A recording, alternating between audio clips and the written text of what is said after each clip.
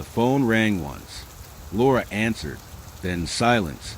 Outside, rain hammered the street, and a shadow stood waiting. If this story shook you, make sure to subscribe and click the bell to Cold Case Secrets, where we uncover the truth behind the world's darkest mysteries. When you replay a disappearance again and again in your mind, you start to notice the small things first. The details no one cared about at the time. The way the air felt that night.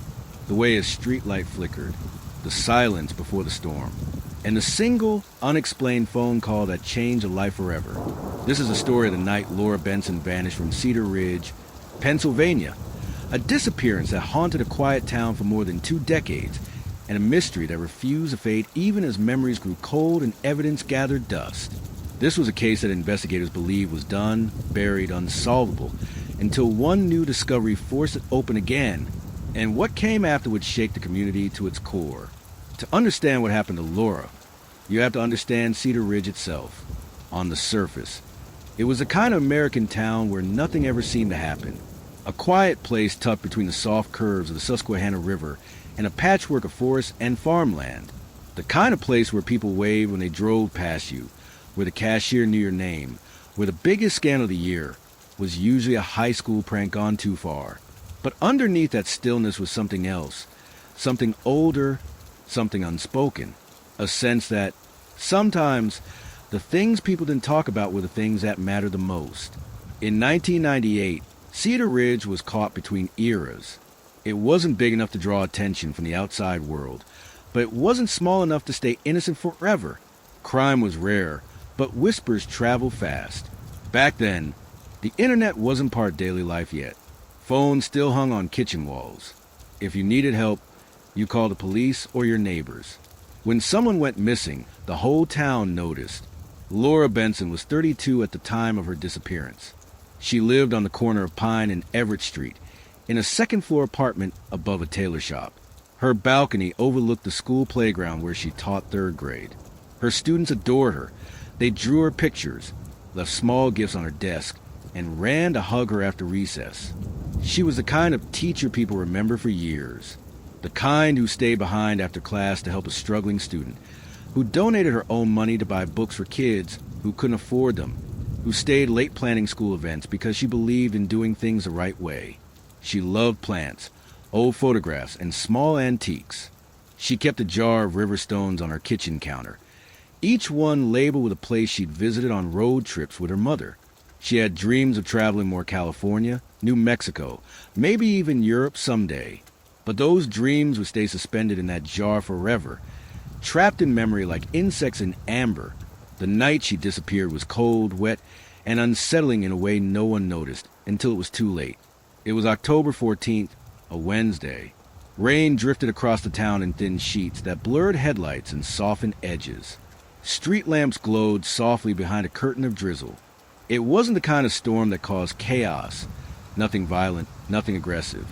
Just a steady, quiet rain that made everything feel muted. Dim, heavy. Laura stayed late at school that evening. She had been helping organize an upcoming charity reading night, sorting donated books and preparing crafts. Several teachers left before her, waving as they headed to their cars. One of them remembered seeing Laura flipping through papers, smiling faintly to herself. She had been humming, something soft and familiar, the way she often did when she worked alone. Around 10:30 p.m., she left the school building for the last time. Cameras captured her walking toward her car umbrella open, keys in hand, coat wrapped tight around her. She moved quickly, as if anxious to get home out of the cold. But even in that brief footage, investigators later noticed something strange. She kept glancing behind her, as if she sensed she wasn't alone. In the corner of the video's frame, just barely visible through rain and grainy static, was the shape of a dark sedan parked near the edge of the lot. It wasn't a teacher's car, and no one ever figured out how long it had been there. At the time, police dismissed it, but later, that shadowy vehicle would become a central piece of the mystery. Laura drove the short distance home, a drive that normally took less than 5 minutes.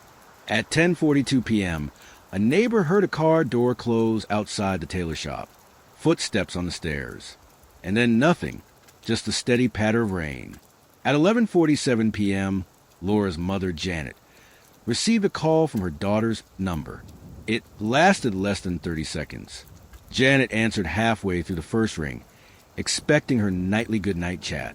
But instead of Laura's voice, she heard something else, faint static, a soft shuffle, a tiny click like someone adjusting the phone. Then there was a whisper, thin and urgent, impossible to make out. And then the line went dead. Janet tried calling back several times. No answer. The next morning, when Laura didn't show up for school, concern spread quickly. The principal tried calling her home. Friends called her cell phone. Her voicemail picked up each time. Finally, someone contacted Janet, and the uneasy feeling she'd had since the call the night before crystallized into fear. Police arrived at Laura's apartment at 11:52 a.m. The door was locked. Inside, everything was normal, dishes washed, clothes folded, lesson plans neatly stacked on her desk. There were no signs of forced entry, no signs of struggle. Her purse was on the counter. Her coat, still damp from the rain, hung on a hook near the door. Her phone lay on the nightstand. It was as if she had vanished into thin air. Cedar Ridge reacted quickly. Volunteers from the community filled the streets. Flyers appeared on lampposts within hours. People searched woods, fields, roadsides, abandoned barns, and riverbanks. They called her name until their voices cracked. They checked hospitals, shelters, and every nearby town. But the rain had washed away nearly all physical evidence. Security footage from nearby businesses offered nothing unusual. Her car showed no signs of tampering. Phone records revealed a mysterious 11:47 p.m. call, but nothing else suspicious. The whisper Janet heard couldn't be analyzed. The audio was too distorted. Days passed, then weeks. Hope slowly drained away. There were a few strange reports. A truck driver claimed he saw a woman resembling Laura standing outside a gas station in New Jersey early the next morning, looking confused. But the footage was too blurry to confirm anything. A hiker reported seeing an abandoned campsite in the woods with a woman's shoe nearby, but it wasn't hers. A teenage boy claimed to have spotted someone running in the fog near the river days after she vanished, but he was never sure. The police kept digging. They questioned co-workers, friends, ex-boyfriends, and neighbors. They tried to trace the unknown number Laura dialed right before midnight. It led nowhere. Everyone in her circle loved her. No one seemed to have a motive. There were no enemies, no stalkers, no threats. Her life was painfully simple, which made the disappearance even more chilling. As the weeks stretched into months, the town changed. Parents locked their doors earlier. Kids weren't allowed to walk home alone anymore. That quiet sense of safety Cedar Ridge had always carried broke. Something dark had slipped in and settled under the surface. Eventually, the case went cold. Evidence was boxed up and stored. Witness memories faded. Leads evaporated. And for nearly 20 years, Laura's disappearance became a ghost story whispered in hallways and diner booths. A reminder that even the safest places could hide the darkest secrets. But the universe has a way of refusing to let the truth stay buried forever. In 2018, long after the case was presumed unsolvable, a retired detective named Howard Clark returned to Cedar Ridge. He had worked Laura's case in the early years and had never been able to let it go. Something about the lack of evidence, the strange phone call, the eerie silence in the days after it all haunted him. He requested permission to examine the remaining evidence one last time, just for peace of mind. He expected to find nothing. But during his review, he discovered a small box mislabeled and misplaced at the bottom of a storage shelf. Inside were handwritten notes from one of the earliest officers on the case, notes that had never been logged into the official file. These notes described a detail that had been dismissed at the time. A neighbor who claimed she saw someone standing under the streetlight across from Laura's building the night she disappeared.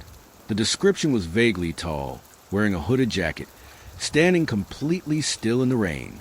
The neighbor had assumed it was a passerby, but in the notes, she added one more line. He wasn't walking. He wasn't waiting. He was staring at her window. The officer wrote that he followed up, but found no trace of the man. There were no footprints due to the rain. No fingerprints. No tire tracks, and with no additional evidence. The lead was dropped, but Clark wasn't satisfied. He cross-referenced his description with other unsolved disappearances within 50 miles of Cedar Ridge. What he discovered made his stomach drop. 3 women had gone missing in nearby towns between 1994 and 2003, all on rainy nights, all after receiving or making a strange final phone call.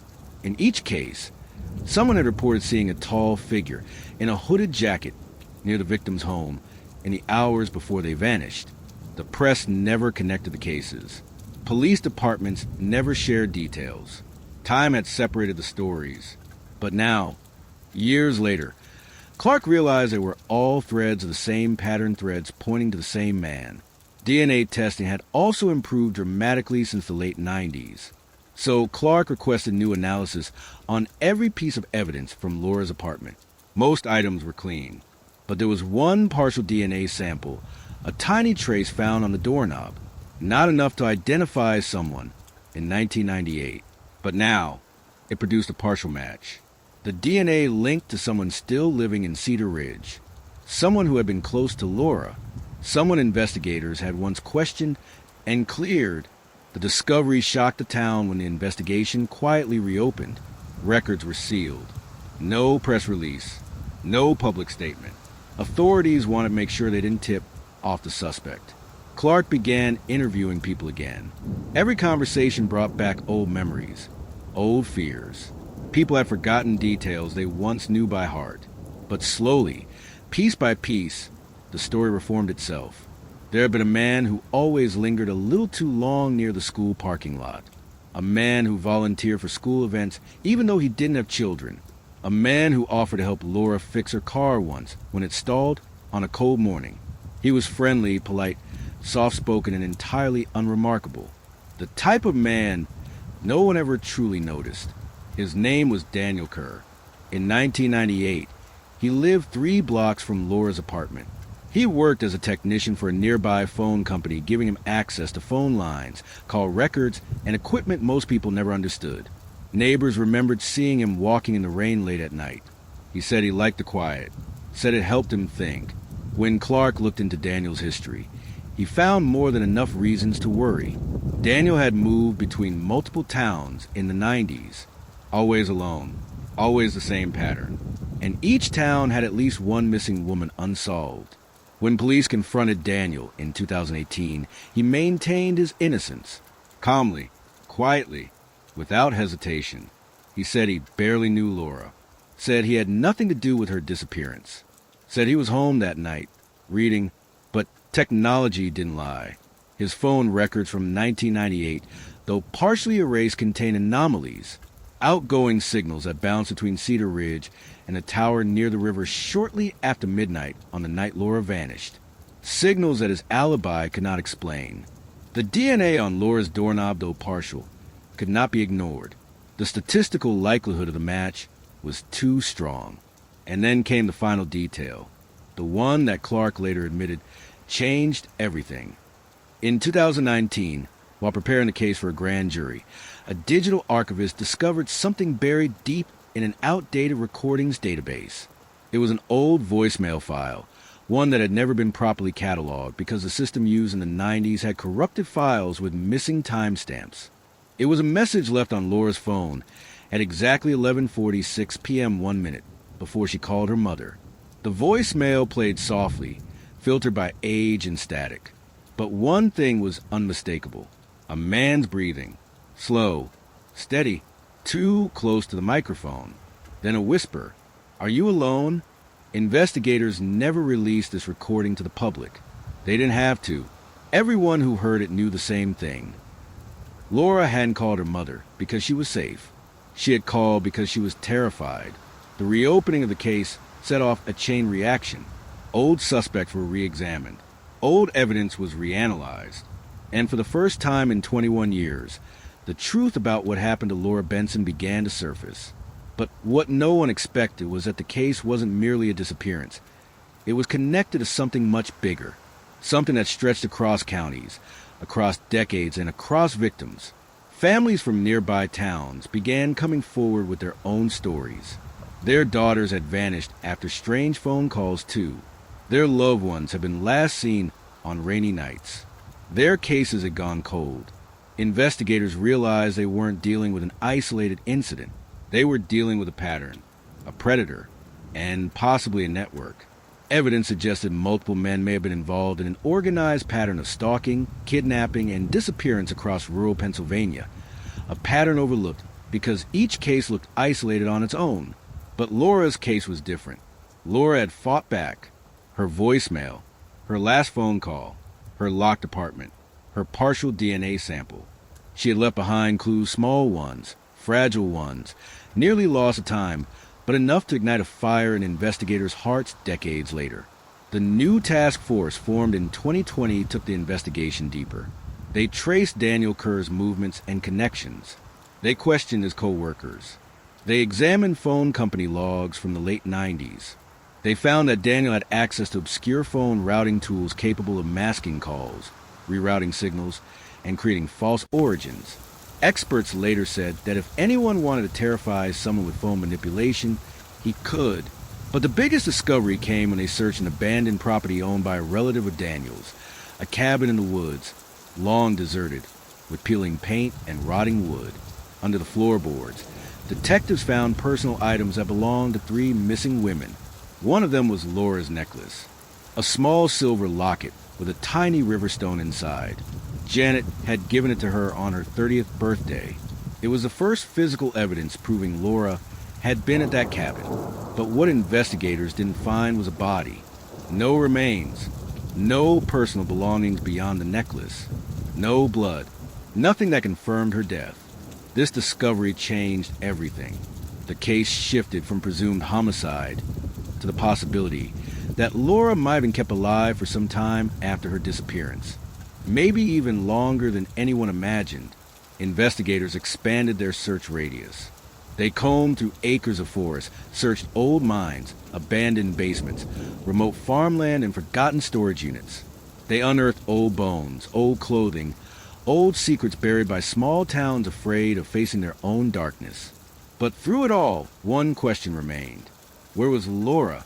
The answer seemed just out of reach, like a shadow at the edge of a flashlight's beam. And then came the twist that stunned everyone. In January 2021, a woman walked into a police station 3 towns over. She was shaking, pale, shivering, her clothes soaked from a freezing rain outside, her fingers trembling around a small paper cup of water. She said she needed to speak to someone about the case in Cedar Ridge. She said she had information about the man in the hooded jacket. She said she had been held captive once years ago. And she said she wasn't the only one. When detectives asked her name, she hesitated. Then she whispered, "I knew her. I knew Laura." The room froze. Detectives leaned in. She continued. "She wasn't supposed to die," the woman said quietly. "He had a plan. He always had a plan. But something went wrong that night. I heard him talking about it. I heard everything." The detectives asked where Laura was now. The woman closed her eyes and said, "She's not gone. Not the way you think.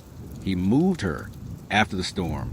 He didn't want anyone to find her, but he made a mistake. He didn't know someone else was listening."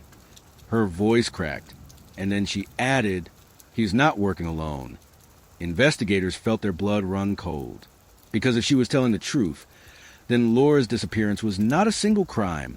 It was part of a larger operation. A hidden network, a system that had functioned in the shadows for years. And Laura had been the key victim whose case threatened to expose it. But before the woman could say more, she collapsed. Her pulse faded. Her breathing slowed. Paramedics rushed her to the hospital. She never woke up. Toxicology reports showed suspicious substances in her blood that did not come from the water she drank at the station. Someone had silenced her. Someone who knew she was going to talk. And with her death, Laura's case fell into deeper darkness than ever before. But then, investigators found one more clue. Inside the woman's jacket pocket was a small folded slip of paper. Inside was a phone number, a number registered to a prepaid phone purchased in 1998, a number that appeared in Laura's phone log. And beneath the number was a single handwritten word: alive. This discovery was classified immediately. Only a few investigators were allowed to know, because if the note was real, and if the number was still active, then someone might still be out there. Someone connected to Laura's last moments. Someone who wasn't finished yet. And Laura's story wasn't over. Not even close. What investigators discovered next would blow open the case from a disappearance to something far larger, something darker, something that reached into places no one expected. But that is a story for part 2. If you want to know what happens next, make sure to subscribe and click the bell to Cold Case Secrets, where we uncover the truth behind the world's darkest mysteries. Thank you for watching Cold Case Secrets.